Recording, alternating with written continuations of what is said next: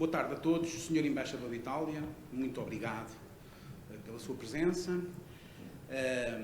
Hoje é um dia de facto especial, é um dia especial para a imprensa nacional, especial para a cultura e para a língua portuguesas, na medida em que apresentamos hoje uma nova tradução da Divina Comédia no ano em que se comemoram os 700 anos do desaparecimento de Dante. A última tradução em português de Portugal é de 1985, é do Vasco Graça Moura, enfim, conhecido-se de todos. É uma tradução que tem quase 30 anos e é normal que num país sofisticado do ponto de vista da sua oferta cultural, no espaço de uma geração, de 2 gerações, que por cada geração exista uma tradução de um grande clássico da cultura universal. A coleção itálica, que é dirigida pelo António Mega Ferreira, cuja direção literária é do António Mega Ferreira, tem como missão, aliás diz mesmo na página de rosto do livro, disponibilizar ao grande público italianos clássicos ou modernos, estimulando o conhecimento pelo público português de nomes incontornáveis do cânon da literatura italiana, pouco editados ou pura e simplesmente esquecidos pelo mercado português. E este é o propósito da coleção, e o António já falará da coleção, da programação, do que foi feito até agora. Portanto, agradeço muito a vossa presença, agradeço naturalmente o trabalho absolutamente extraordinário que o Jorge Vaz de Carvalho fez. Aliás, enfim, o Jorge, como todos sabem, é um tradutor premiadíssimo, um dos grandes tradutores portugueses, não só do italiano, também do inglês, também com uma obra vastíssima enquanto académico, enfim, é professor da Universidade Católica, já para não falarmos da sua notável carreira enquanto cantor lírico, agora ultrapassada por este novo trabalho académico e tudo mais. Dou agora a palavra ao António Mega Ferreira, que vai falar da coleção itálica. Eu vou pedir licença para falar sentado, dadas as minhas dificuldades de mobilidade, equilíbrio, etc. Mas isto não está mal, é mesmo só das pernas. Muito bem, eu encontro-me aqui hoje, não na minha condição de dantófilo, isto é, de amante da obra de Dante, que não dantista, eu não sou um especialista em Dante, sou um grande amante da obra de Dante. Não na minha condição de dantófilo ou na minha condição de escritor, mas exatamente como o Duarte Azinheira disse, como diretor desta coleção itálica. Eu gostava de vos contar como é que nasceu a ideia desta coleção itálica, que foi uma ideia, posso dizer assim, as ideias são sempre de quem decide, portanto a ideia foi dele, mas na realidade, como até somos da família, não vale a pena esconder, foi partilhada, foi uma ideia, foi sendo construída pelos dois, e eu não posso deixar de agradecer, em todo caso, publicamente, a enorme receptividade que o Duarte teve à ideia inicial. Qual foi a ideia inicial? A ideia inicial foi, em 2018, encontrando-me com o Duarte, coisa que é relativamente frequente acontecer, eu disse, em 2021 é o 7º centenário da morte de Dante, não é possível não se fazer, a imprensa nacional não fazer uma grande edição das obras de Dante, claro, com uma nova tradução da Divina Comédia, mas também com as outras obras, as chamadas obras menores, e também com os tratados. E imaginou-se que isto poderia ser uma série de obras não completas, porque faltam as elegias, porque faltam as obras da autoria dubitada, porque falta uma data de coisas, a última conferência sobre o regime das águas, que ele foi dar 1 ano e meio antes de morrer, e que é um tratado sobre as águas. Aliás, o homem fazia tratado sobre tudo, felizmente, para a nossa enorme felicidade, o melhor tratado dele fê-lo em poesia, não é? É a própria Divina Comédia. Mas, nessa altura, a ideia era esta história do Dante. E foi a partir da ideia de editar em 3 anos sucessivos, em 3 volumes, de editar as obras fundamentais de Dante Alighieri, foi em torno desta ideia que as nuvens são assim, vão crescendo, depois dissolvem-se, mas ao fim de muito tempo, mas vão crescendo, e foi crescendo a ideia de mas isto era uma oportunidade extraordinária para amarrar em torno do Dante uma grande coleção sobre literatura italiana. Os grandes clássicos que nós nunca conhecemos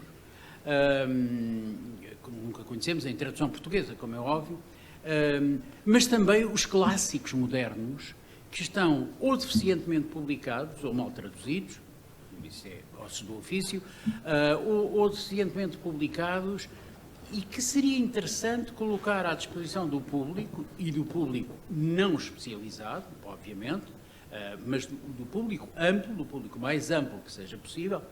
Nunca será uma multidão, mas pode ser uma imensa minoria, o que já não será mau, colocar à disposição destes leitores potenciais estes grandes clássicos da literatura italiana. Bom, entretanto isto cruzou-se com uma outra coisa interessante, que era o prémio de poesia Vasco Graça Moura, cuja primeira edição tinha acabado de ocorrer em 18, talvez, e que o júri tinha decidido premiar 2 traduções, calculem, de 2 poetas clássicos italianos.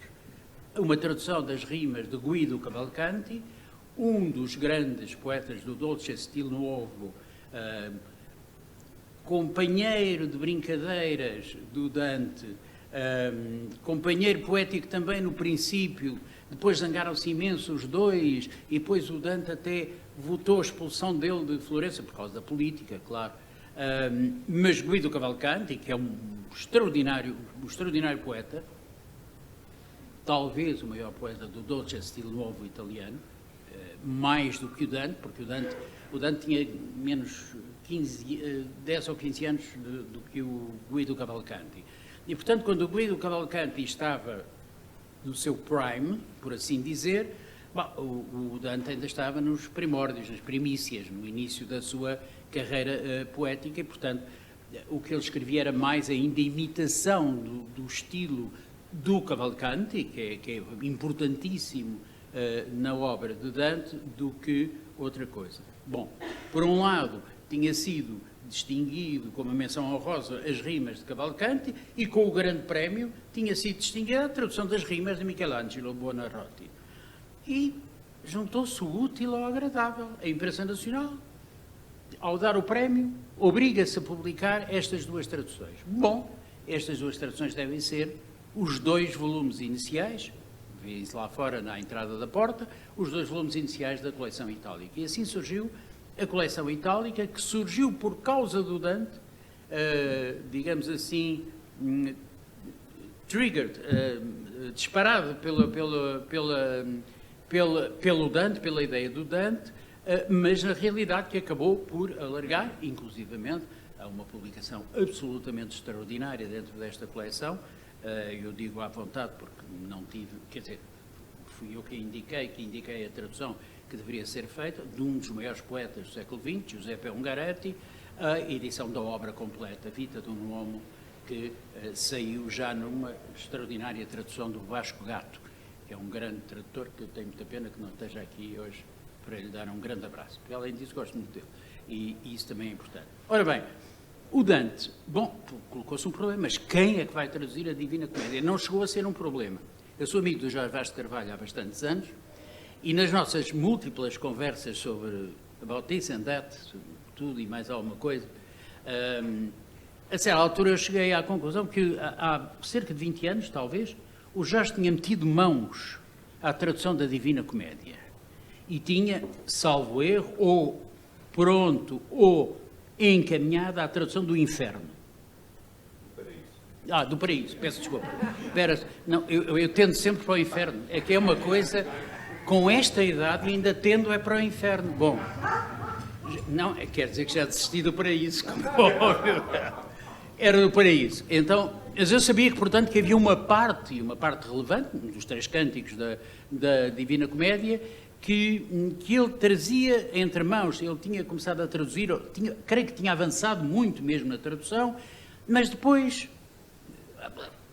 tinha saído a tradução de Vasco Graça Moura e ele achou, não valia a pena andar a pisar nos pés de um confrade, por assim dizer, quaisquer que fossem as reticências que ele tivesse à tradução do Vasco, mas isso é outra coisa, não tem nada a ver. Ele achou bem. Bom, portanto, eu falei ao Vasco, e disse, perdão, falei ao Jorge, e disse ao Jorge, então, como é que é essa coisa da Divina Comédia? E ele repetiu uma história, calcula, não sei, e eu disse, pois, então tens que fazer os outros 2 cânticos também, porque agora nós vamos fazer, expliquei, e aqui está a tradução da belíssima tradução belíssima é uma apreciação dantófila, por assim dizer, não dantista, claro.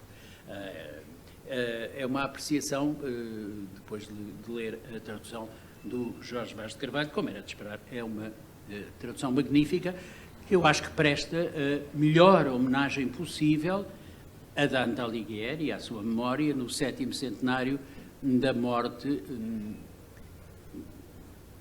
quiçá, mas quem sou eu para o dizer, do maior poeta italiano, quiçá, quem sou eu para o dizer, não sou italiano,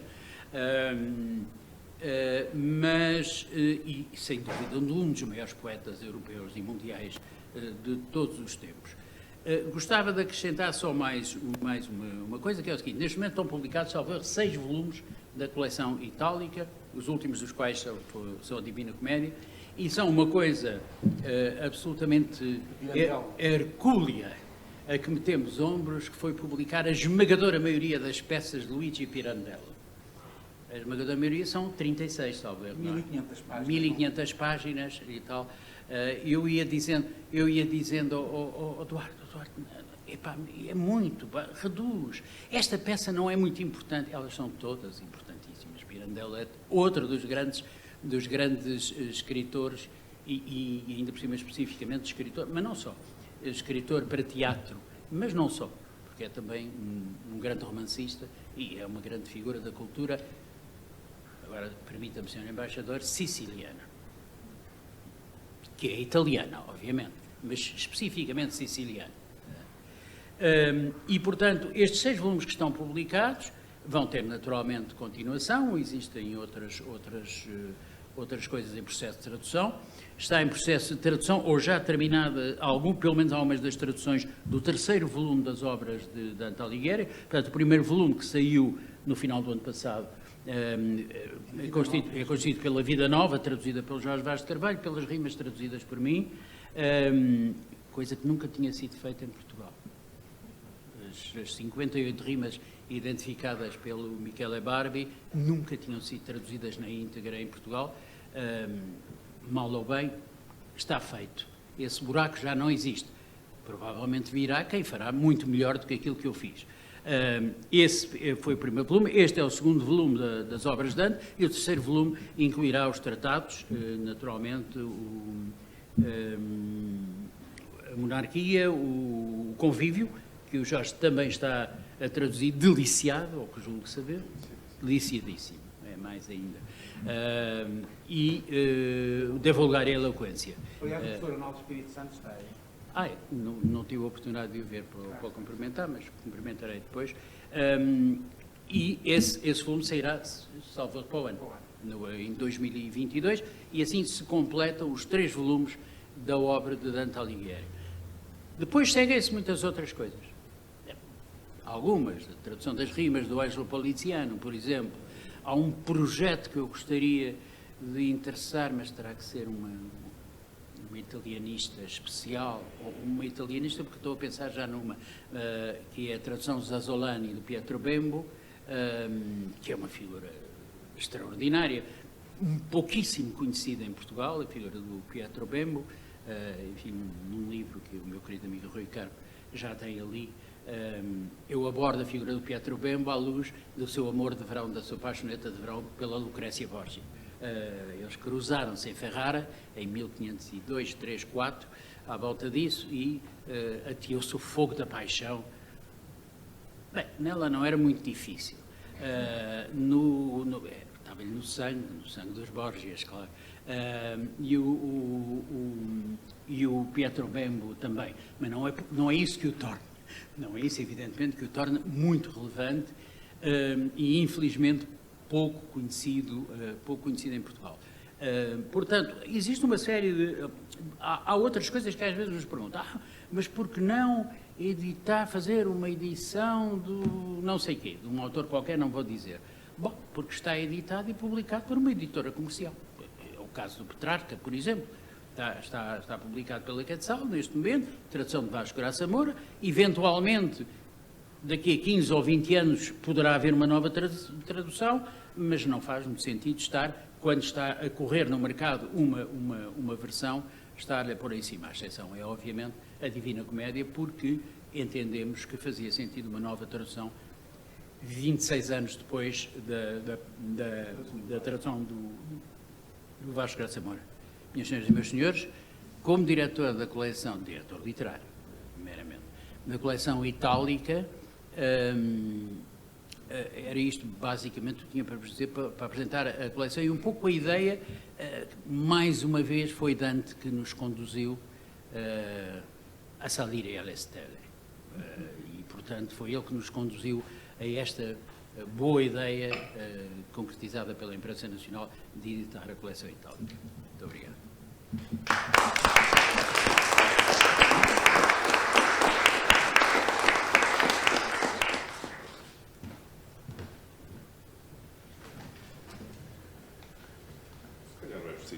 Ouve-se bem aí atrás. Bom, é costume começar os agradecimentos e não podiam ser mais justos e mais afetuosos. Muito obrigado ao Duarte, muito obrigado ao António pelo vosso convite. Proporcionaram-me um dos momentos, dos tempos mais felizes da minha vida, aqui com a tradução da Divina Comédia. Queria também agradecer, e agradecer muito, à Madalena Alfaia, que fez a revisão. Foi um trabalho muito rigoroso, e tão rigoroso e notável foi a coordenação editorial da Paula Mendes, a quem devo também um grande agradecimento. Muito obrigado. E obrigado a todos vocês por estarem aqui presentes. Vejo muitos amigos e amigos do peito, isso para mim é extraordinariamente comovedor. Eu trouxe aqui um auxiliar de memória, coisa que, enfim, também permito de vez em quando aos meus alunos. Bom, se a minha pátria é sem dúvida a língua portuguesa, a Itália é uma pátria cultural. Já era muito antes de me lá ter fixado por via das minhas lides operáticas, mas já nos tempos da faculdade e desde os tempos da faculdade nunca entendi porque estava Portugal tão aliado de Itália. Não há leitura séria dos nossos renascentistas de Sá de Miranda a Camões sem os renascentistas italianos. Sobretudo, evidentemente, Petrarca, que um dia traduzirei. Não duvido. Eu estou já a avisar que tem que ser mais para... Nem há, por exemplo, leitura de Francisco Rodrigues Lobo sem Castiglione, de que saiu há poucos meses, publicado pela Fundação Gulbenkian, a minha tradução do livro do Cortesão. Por isso, é tão importante esta iniciativa da coleção itálica do catálogo da Imprensa Nacional, e por isso não apenas agradeço profundamente o convite, como congratulo efusiva e muito justamente o Duarte Azinheira e o António Mega Ferreira por este projeto magnífico. Este projeto é o abraço imprescindível e de grande afeto aos criadores literários italianos e deverá ser também uma dignificação da língua portuguesa. Porque a tradução, na medida em que cumprir a sua missão estética, é para mim não menos uma homenagem e louvor à língua de partida do que a dignificação da língua de chegada, a língua portuguesa de matriz europeia. A tradução é um abraço de identidades. Não ser exclusivamente tradutor profissional concede-me a liberdade de poder escolher apenas os autores e as obras que muito estimo. E Dante é, inquestionavelmente, um ápice absoluto da minha afeição. Sou um privilegiado.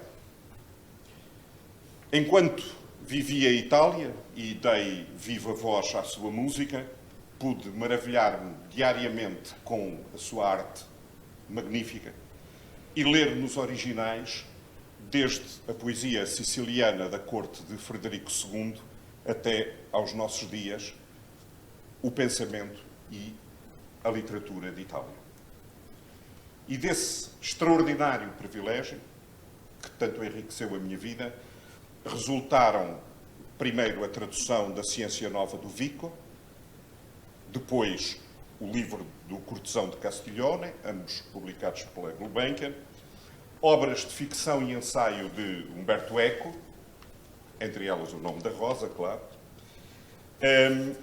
e com maravilhoso e absoluto prazer de ler as traduções da Vita Nova do Dante e agora da sua Divina Comédia. E tenho já quase concluída a tradução do Convívio. É uma pergunta recorrente, mas ociosa, qual o proveito de lermos um autor cuja obra tem 700 anos? Como se o tempo presente, do ponto de vista estético, fosse um especial privilégio em relação às épocas passadas. Poderíamos responder genericamente que ama os grandes escritores de todos os séculos, todos aqueles que gostam de aprofundar a visão do mundo e vivem numa premente necessidade de satisfazer as emoções da beleza, desfrutando a imensa felicidade de ler. Num texto que acabo de escrever para o Jornal de Letras, aponto duas breves razões para os miraculosos versos de Dante Alighieri nos continuarem a deleitar. Por um lado, mesmo se o mundo dantesco é muito diferente do nosso, dos pontos de vista religioso e teológico, político e social, filosófico e moral, espiritual e passional, a terrível visualização dos vícios humanos condenáveis, os juízos sobre a avidez de domínio e de riquezas, a cega cupidez na origem da corrupção dos princípios sagrados e de toda a prepotência, violência, depravação e injustiças, nada disto perdeu, infelizmente, a atualidade. Os valores que Dante defende, a vida pacífica e harmónica, a solidariedade com o próximo orientada para o bem comum, sendo devotamente cristãos, não são exclusivos de uma confissão religiosa, de agnósticos ou de ateus. A felicidade, independentemente da beatitude ultraterrena, é, de certo, responsabilidade do ser humano de todo o tempo e lugar desta vida. Mas o valor da comédia, que antes de tudo mais importa para a sua vitalidade, é a qualidade estética literária.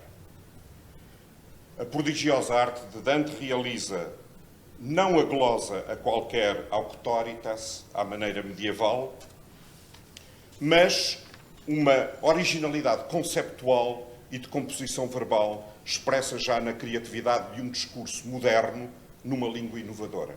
Aliás, o próprio título Comédia é justificado por esse desejo de ampla liberdade linguística e de pluralidade estilística que, ousarei dizer, antecipa por séculos os modernismos. Da valorização da fala vernacular materna, bem poderemos recolher hoje a inteligência das formas de explorar as infinitas possibilidades expressivas de uma língua. Mas a ligação dantesca maior é ser a língua e o amor à língua aquilo que agrega, sustenta, exprime e recria culturalmente a identidade da pátria comum.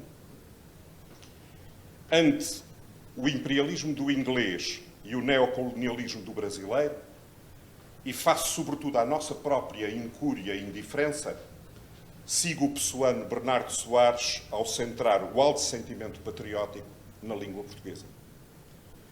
Como escreve Eduardo Lourenço, cito, mais do que um património, a língua é uma realidade onde o sentimento e a consciência nacional se fazem pátria. E avisa Eduardo Lourenço que aquilo que ele chama o tesouro do luso, que é o português de matriz europeia, deve ser, cito de novo, defendido da usura do tempo e das pretensões das outras a ocupar os espaços sem defesa. A tradução é também uma forma de defesa e de valorização da língua portuguesa, sobretudo quando se confronta com o enorme desafio de transportar um texto sublime como é a Comédia de Dante. Porque, tal como eu entendo, a tradução começa por ser o estudo demorado e profundo daquilo a que Umberto Eco chama a intenção do texto. Isto é, o que ele diz ou sugere em relação à língua em que se exprime e ao contexto cultural em que nasceu. E o papel do tradutor é esse persistente labor de um intérprete privilegiado que se deve apagar humildemente para deixar transparecer na sua língua o que um autor criou naquela outra língua em que se exprimiu. O autor e o seu ato criativo são, para mim, algo indisputavelmente sagrado. O tradutor não tem o direito de disputar ao autor a criação. Traduzir não é uma ação corsária e predadora, alguém apropriar-se da criação alheia para torná-la um texto seu. Fazê-lo em relação a uma obra como a Comédia, das mais geniais criações verbais do espírito humano, e a um autor da dimensão de Dante Alighieri, será até da parte do tradutor uma pretensão ridícula, porque nada de seu se poderia nem de longe comparar ao original. Ao bom tradutor exige-se o respeito e a lealdade para com a criação original, o que resulta no respeito e na lealdade para com o leitor. Assim, penso que, ao contrário do que se diz, o bom tradutor nunca é um traidor. Pelo contrário, a sua criatividade mede-se sempre pela maior fidelidade. Foi o que procurei, modestamente, respeitando a terza rima dantesca, a variedade dos estilos e da música, os ritmos do verso no rigor da métrica, o valor da prosódia e o timbre das palavras, sem jamais corromper o significado ou fazer perder o sentido para forçar a rima a qualquer custo. Sem alterar tempos verbais, inventar inexistências ou distorcer um verso. Jamais abusei da mesma rima no interior de um canto, que é um defeito que encontro sistematicamente nas traduções e é um processo que Dante nunca utiliza. Dante não repete uma rima no interior de um canto. Diante da Comédia, o que procurei fazer foi sentar-me com Dante à mesa, partilhando uma conversa de amigos leais, trocando uma inigualável experiência de beleza. Traduzir como se não traduzisse, como se me limitasse a copiar o texto que Dante escreveria se a sua fosse a língua portuguesa. Deixo-vos agora um exemplo desse tempo de maravilha que foi para mim traduzir a Comédia de Dante e, se me dão licença, lerei o início do Inferno. O início do Inferno até ao momento em que Dante encontra o seu grande mestre Virgílio. Esperando que dê a ideia da musicalidade do italiano na língua portuguesa.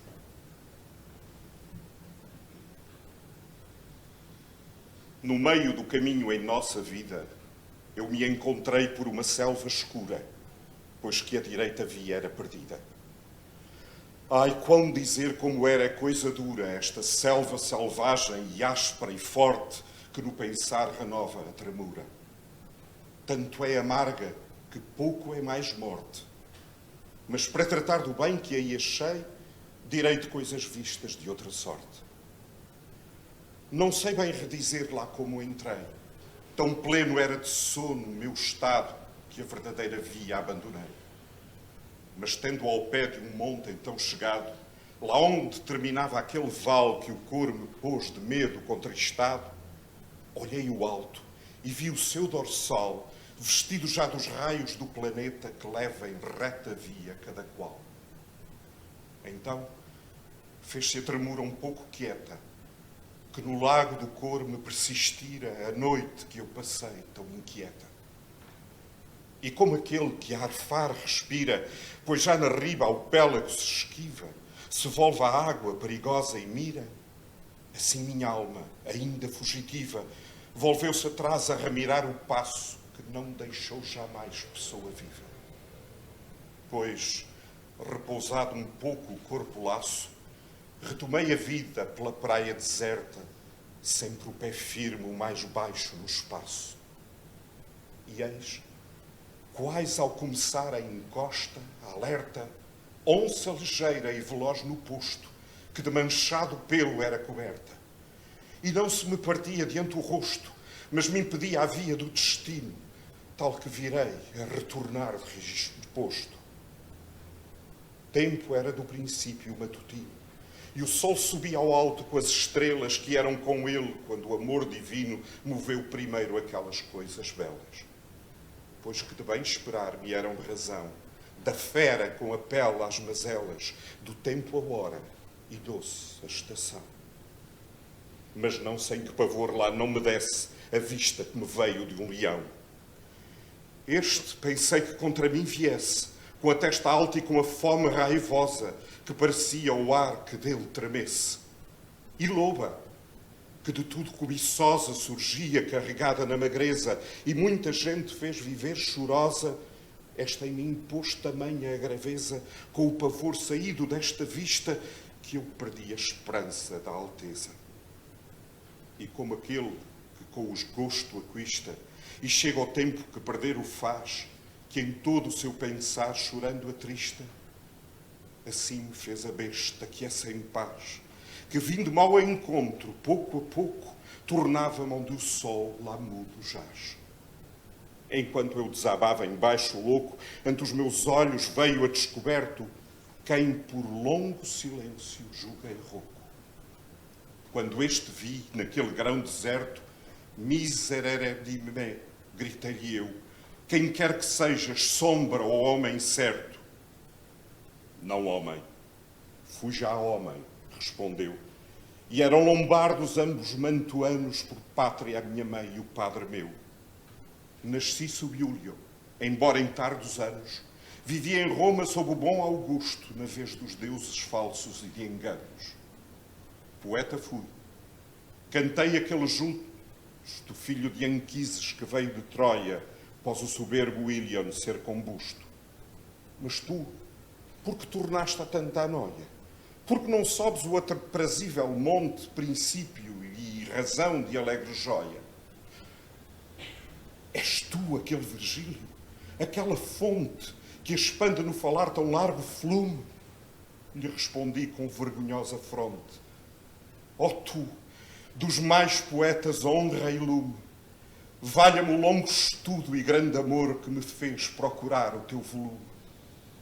Tu és o mestre meu e o meu autor. Tu és aquele só de quem colhi o belo estilo que me deu honor. Isso é.